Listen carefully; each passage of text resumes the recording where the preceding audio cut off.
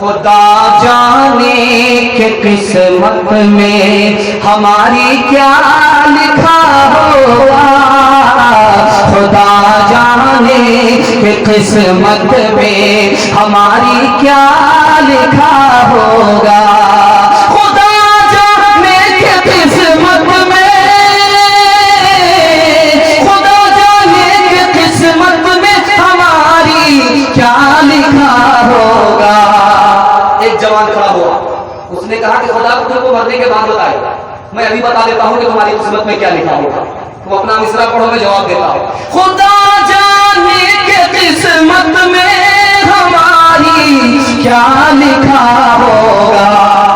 لڑکا آیا، اس نے کہا گلے میں تو لعنت کا، گلے میں تو لعنت کا، سواری کو گدھا ہوگا، گلے میں تو لعنت کا، سواری کو گدھا ہوگا، چھاتی میں جھوم جھوم کر ڈھولک بجائے گی، ناچے گی اور گائے گی، ایک ٹنگ دکھائے گی، شادی میں جھوم جھوم کر ڈھولک بجائے گی، ناچے گی اور گائے گی، ایک ٹنگ دکھائے گی، ذکر خدا رسول کی فرصت نہیں رہی، فاطمہ سے اب کوئی عورت نہیں رہی، کردار بد پہ خود ہی وہ غصے میں آئے گی، شوہر دکھائے گندا تو یہ جھاڑو دکھائے گی، کردار بد پہ خود ہی وہ غصے میں آئے گی، شوہر دکھائے گندا تو جھاڑو دکھائے گی، قاصر اسی لیے تو کوئی برکت نہیں رہی، فاطمہ سے اب کوئی عورت نہیں رہی۔ اے سب سے اول اور آخر، جہاں تہاں حاضر اور ناظر، سب سے انوکھے سب سے نرالے، آنکھ سے اوجھل دل کے اجالے، نا جہاں کی کھیپ بونے والے، دکھ میں تسلی دینے والے، سوچ میں دل بہلانے والے، بپدا میں یاد آنے والے۔ پہلا پیغام ختم ہو گیا، دوسرا پیغام آ رہا ہے۔ آپ ترقی کیسے کریں گے یہ راز آپ کو بتا رہا ہوں۔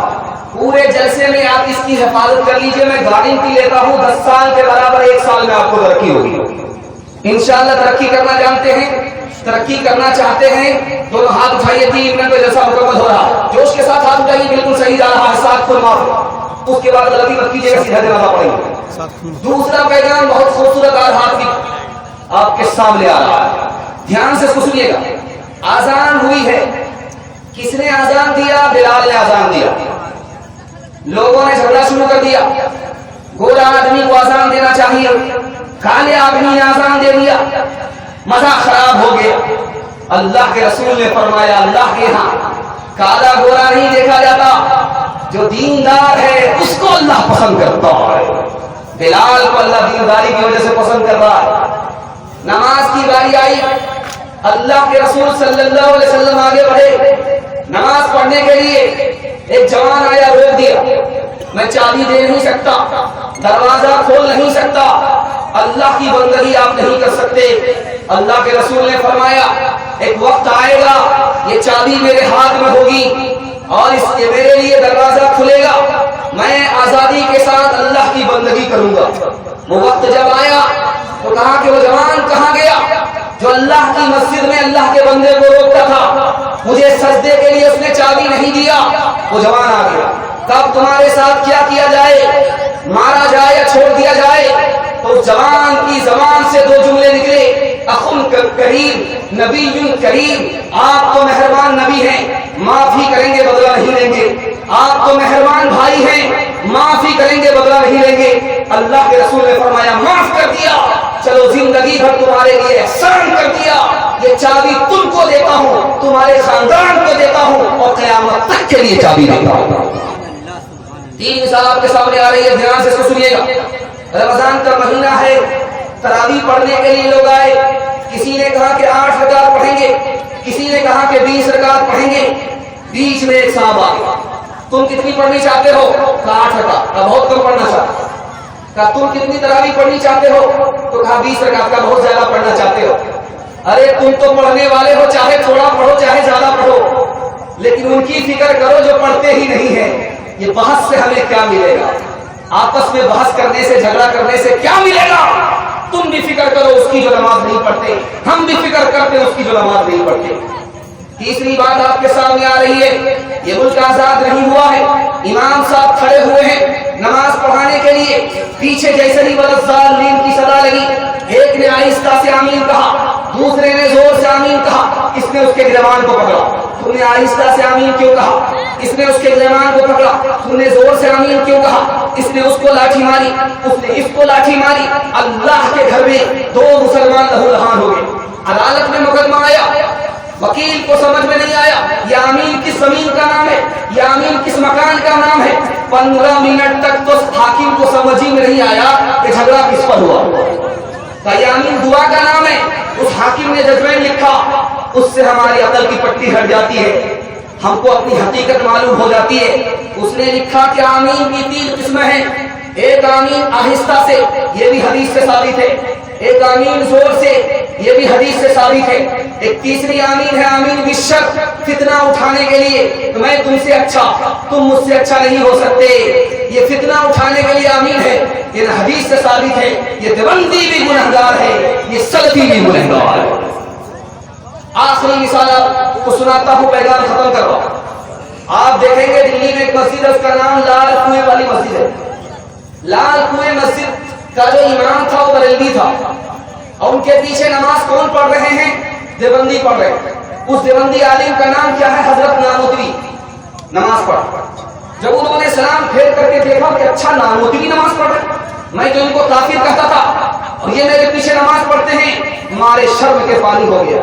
حضور معاف کر دیجئے، میں تو آپ کو کافر کہتا تھا، آپ میرے پیچھے نماز پڑھتے ہیں، مجھے معاف کر دیجئے. آج میں مارے شرم کے پانی ہو گیا. میں راز بتا رہا ہوں، مڑواڑی کی طرف کو ترقی ہوگی، گجر کی طرف کو ترقی ہوگی، مہتا کی طرف ترقی ہوگی. 2 بات پر صرف عمل کر کے دیکھ لیجئے، 1 سال میں 10 سال کے برابر ترقی ہوگی. ترقی کرنے کے لیے تیار ہیں؟ دونوں ہاتھ اٹھائیے، انشاءاللہ بالکل صحیح جا رہا ہے. پہلا کام، اگر ہمارا بھائی ترقی کر رہا اس کی ٹانگ نہیں کھینچیں گے. ہمارا بھائی کوئی نیچے گر رہا ہے، اس کو سارے خاندان والے مل کر کے سپورٹ کریں گے، مدد کریں گے. تو جیسے مڑواڑی کو ترقی ہوتی اسی طرح آپ کو بھی ترقی ہوگی. گھر کا جھگڑا مڑواڑی کرے، یہاں گھر میں حل ہوتا، عدالت میں نہیں جاتا. ہمارا مقدمہ گھر کے اندر حل ہوگا، عدالت میں نہیں جائے گا. جس طرح مڑواڑی کو ترقی ہوگی اسی طرح ہم کو ترقی ہوگی. انشاءاللہ ہم اپنے بھائی کو معاف کریں گے تو مقدمہ ہار جائیں گے. ہاتھ اٹھائیے انشاءاللہ. اپنی ملت پر قیاست وام مغرب سے نہ کر، خاص ہے ترکیب میں قوم رسول ہاشمی. ان کی جمعیت کا ہے ملک و نسب پر انحصار، قوت مذہب سے مستحکم ہے جمعیت تیری. دامن دی ہاتھ سے چھوٹا تو جمعیت کہاں، دامن دی ہاتھ سے چھوٹا تو جمعیت کہاں، اور جمعیت ہوئی رخصت تو ملت بھی گئی. تیسرا پیغام سیرت کے حوالے سے آ رہا ہے. جلسہ آپ کا تیزی سے نکل رہا ہے، اس لیے کہ آپ محبت سے سن رہے ہیں، میں آپ کو محبت سے سنا رہا ہوں۔ اللہ دونوں کی محبت کو سلامت رکھے۔ سننے کے لیے تیسرا پیغام تیار ہے تو ہاتھ اٹھائیے۔ انشاءاللہ آپ سوچیں گے ہاتھ اٹھا کر کے ہاتھ میں درد ہو جائے گا، میں اس لیے ہاتھ اٹھانے کے لیے کہہ رہا ہوں تاکہ آپ کو نیند کا جھٹکا تک آئے، میرے پیغام کی حفاظت ہو جائے۔ دھیان سے اس کو سنیے گا جو میں آپ کو سنانے کے لیے جا رہا ہوں۔ ہمارے نبی مسجد میں آئے، دیکھا ایک جوان سو رہا ہے، حضرت علی سے کہا کہ جگا دو۔ حضرت علی نے جگا دیا کہ یا رسول اللہ آپ پہلے آئے تھے، آپ نے جوان کو پہلے نہیں جگایا، مجھ سے کہا کہ جگا دو۔ کہ جاگنے والا آدمی بڑبڑاتا ہے، اگر میں جگاتا وہ بڑبڑاتا میری شان میں بے ادبی ہو جاتی، ایمان جانے کا خطرہ تھا۔ سامنے سے صحابی گزرا، سلام کیا، اللہ کے رسول نے جواب نہیں، وہ صحابی مایوس ہو کر کے جا رہا۔ اللہ کے رسول نے سوچا کہ شاید سوچ رہا ہوگا کہ نبی ہم سے ناراض، اس لیے مایوس ہو کر کے جا بلایا کہ دیکھو میں تم سے ناراض نہیں ہوں، بلکہ بات یہ تھی کہ تم نے جس وقت مجھے سلام کیا تھا اس وقت میرا وضو نہیں تھا۔ سلام اللہ کا نام ہے، میں نہیں چاہتا تھا کہ اللہ کا نام میری زبان سے ادا ہو، میرا وضو کرنا۔ تیسری مثال آپ کے سامنے لے کر کے آ رہا ہوں، دھیان سے سنیے گا۔ اذان مسجد سے اذان کی صدا لگی، حضرت عائشہ سامنے آ گئی۔ اللہ کے رسول نے پوچھا کہ تو کون ہے؟ کہا میں عائشہ۔ کہ تو کون عائشہ ہے؟ کہ ابو بکر کی بیٹی ہوں۔ کہ کون ابو بکر کی بیٹی ہے؟ کہ ابو قحافہ کے بیٹی۔ کہ کون ابو قحافہ کے بیٹے؟ ڈر کے مارے بعد میں آ کر کے پوچھا یا رسول اللہ میں آپ کی بیوی عائشہ، آپ نے مجھے نہیں پہچانا، یار غار ابو بکر آپ نے ابو بکر کو نہیں پہچانا، میرے دادا ابو قحافہ آپ نے ابو قحافہ کو نہیں پہچانا۔ اس موقع سے اللہ کے رسول نے فرمایا اے عائشہ جب مسجد سے اذان کی صدا لگتی ہے تو میں کسی کو نہیں پہچانتا، صرف خدا کو پہچانتا ہوں۔ 4 طریقے سے انسان سوتا ہے، ایک ہی طریقہ سنت کے مطابق ہے، 3 طریقے سنت کے خلاف ہے۔ ایک طریقہ سونے کا آدمی چت سوتا ہے، یہ سنت کے خلاف کیوں ہے؟ یہ ہارنے والے کی حالت ہے، جب اکھاڑے میں پہلوان لڑتے ہیں جو 4 چت ہو جاتا ہے وہ ہار جاتا ہے۔ نبی نے ہارنے والے کی حالت پسند نہیں کیا، جیتنے والے کی حالت کو پسند کیا، اس لیے سنت کے خلاف۔ دوسرا طریقہ آدمی پیٹ کے بل سو رہا ہے، پیٹھ اوپر ہے پیٹ نیچے ہے، یہ سنت کے خلاف کیوں ہے؟ یہ جہنم میں جانے والے کی حالت ہے۔ نبی نے جنت میں جانے والے کی حالت کو پسند کیا، جہنم میں جانے والے کی حالت کو پسند نہیں کیا، اس لیے یہ طریقہ سنت کے خلاف ہے۔ تیسرا طریقہ ہے بائیں کروٹ پر آدمی سو رہا ہے، اسی طرف دل ہے، کان بھی بند ہو جاتے، آنکھ بھی بند ہو جاتی ہے، نیند زیادہ آتی ہے، مسجد سے اذان کی صدا آدمی سن نہیں پاتا، اس لیے سنت کے خلاف ہے۔ چوتھا طریقہ سنت کے مطابق ہے کہ دائیں کروٹ پر آدمی سوئے اس کا دل لٹک جائے، دائیں کروٹ پر آدمی سوتا ہے اس کا دل لٹک جاتا ہے، کان کھلے رہتے ہیں، آنکھ بند ہوتی ہے، جب مسجد سے اذان کی صدا لگتی ہے تو کان میں پہنچتی ہے، اس لیے یہ سنت کے مطابق ہے۔ آج دکھانے جا رہا ہوں مسجد کا حال، مسجد کا حال دکھانے کے لیے جا رہا ہوں۔ مسجد میں صفوں میں، ترکی کی مسجد میں صفوں میں سگریٹ کے ٹکڑے ٹکڑے رکھے ہوتے، مسجد کی صف لگی ہوئی ہے، اس میں سگریٹ کے ٹکڑے۔ اب پتا چلا کہ بھائی یہ کون سگریٹ پیتا ہے مسجد کی صف میں سگریٹ؟ تو ابھی جماعت میں 5 منٹ دیر ہے تو مقتدی مسجد ہی میں سگریٹ پی رہا ہے، اور جیسے ہی امام صاحب آئے اللہ اکبر کہا اقامت ہوئی، اسی جگہ سگریٹ کو بجھایا پھینک دیا۔ یہ آج نمازی کا حال ہے، مسجد کا حال ہے۔ دوسری بات دکھانے کے لیے جا رہا ہوں، بہت دھیان سے سنیے گا۔ امریکہ کی مسجد میں کیا ہو رہا ہے؟ وہاں داڑھی رکھی جاتی ہے، کرتا رکھا جاتا ہے اور پگڑی رکھی جاتی ہے، اور امام صاحب آتے ہیں کوٹ پتلون میں، داڑھی ہوتی نہیں، اب وہ جو داڑھی رکھی ہوئی ہے اس کو پہنتے، اوپر سے جبہ پہنتے، اس کے بعد پگڑی باندھ کر کے نماز پڑھاتے۔ نبی کی سنت کا اس طرح اگر مذاق اڑاؤ گے اللہ دنیا میں عزت نہیں دے گا، عزت کا جھانسا نکال دے گا۔ ہاتھ اٹھا کر کے وعدہ کیجیے انشاءاللہ سچے پکے نمازی بنے گے۔ جب تک آپ خدا کے نہیں ہوں گے اور آپ کو خدائی نصیب نہیں ہو سکے، جب تک اللہ کے گھر کو آباد نہیں کریں گے اللہ پوری دنیا میں آپ کی شان و شوکت کو لوٹا نہیں سکتا۔ ہاتھ اٹھا کر کے وعدہ کیجیے انشاءاللہ ہم قبضے کی طرح اپنی چال بھول جائیں گے۔ ہاتھ اٹھائیں۔